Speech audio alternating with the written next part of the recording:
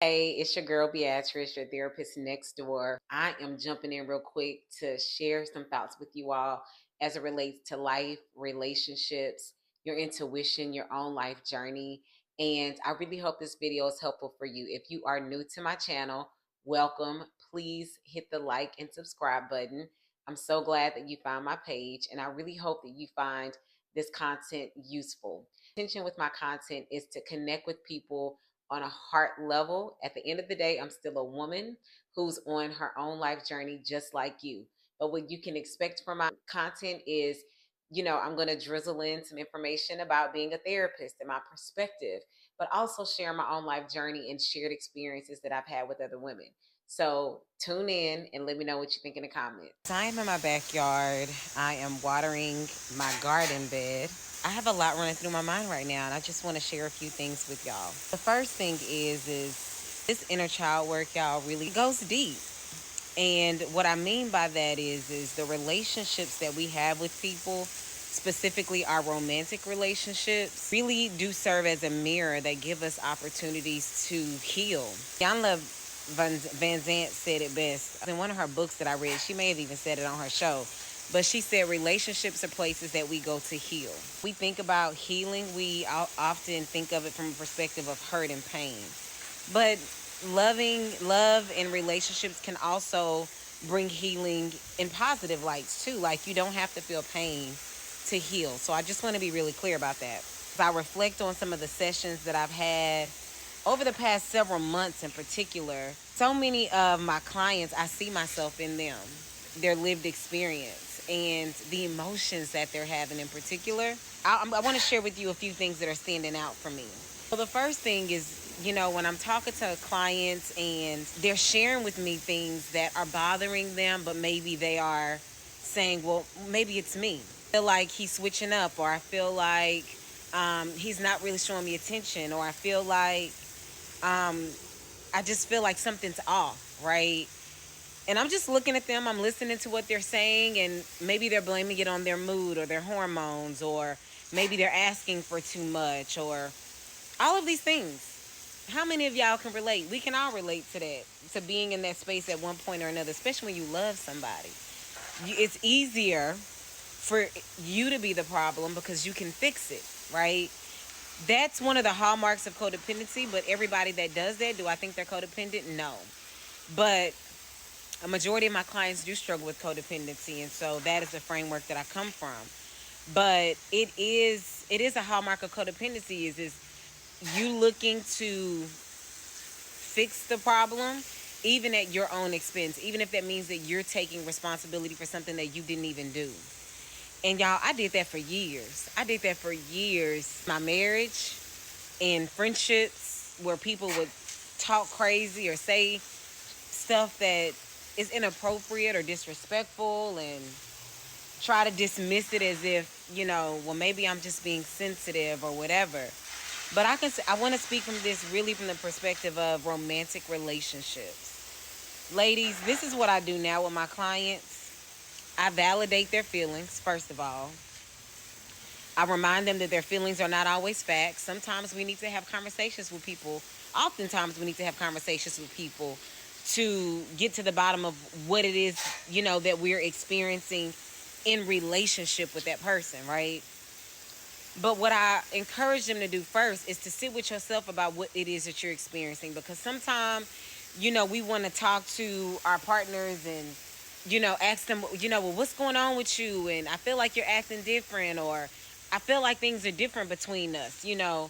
What you saying one thing, but then I'm experiencing on a spiritual level something different from you, right? And I just tell them, I want you to sit with that knowing, and don't necessarily look to him to give you answers about that, because somebody can tell you some of anything, right? And so I just want to share that with you too, is to sit with your own knowing. Y'all, it took me years to get to the point where I could just sit with that for myself. And sometimes I still do, like ask my friends, like, what do you think about this? Or am I tripping about this? Or, it does help. But I think it is an invaluable tool to listen to what it is that our spirit and our intuition is telling us. I believe our spirit and intuition are one and the same. So Listen to that. Sometimes clients will describe their experience as, I'm feeling dysregulated. I feel dysregulated. I feel like my emotions are all over the place. And I'm realizing, babe, it's not that you dysregulated.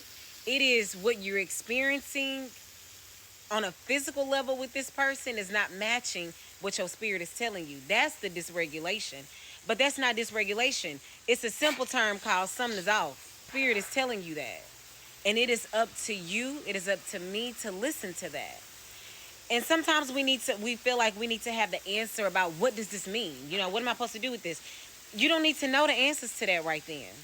Sometimes the only answer that you need is I'm honoring how I feel. I'm honoring what is my reality at this point. That's it. If you are in a relationship right now with somebody and you are feeling like something is off or your spirit is just not sitting right about something, listen to that. And sometimes you don't have to wait to find the answer. One day, very soon, I'm going to share some of my own personal experiences about the ways in which my intuition clued me in. And baby, some things, it was some red lights and I flew straight past them like my brakes went out. I don't approach this work from a place of judgment because I am a woman as well. And for a lot of my adult life, I lived in that perpetual cycle of not honoring how I felt. And then pivoting also without fully having the answers about what is going on here. All I know is this shit don't feel right and I gotta move around. But the other thing that I want to share with you is that, man, trust me when I tell you, your therapist, when we're listening to y'all, a lot of the times, so much of your experience we can relate to. I'm a firm believer that even as therapists, the clients that we attract are bringing us something, bringing us something that we need, even though you're coming to us for help. Clients are always blessing us and teaching us lessons as well. And sometimes the experience that our clients are having mirrors that of what we are going through ourselves, or reminders of how far we've come.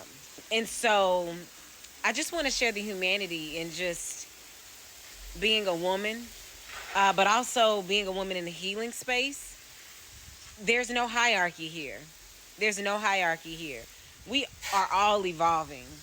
And therapy is a practice. Just like medicine, we figuring it out as we go. Okay?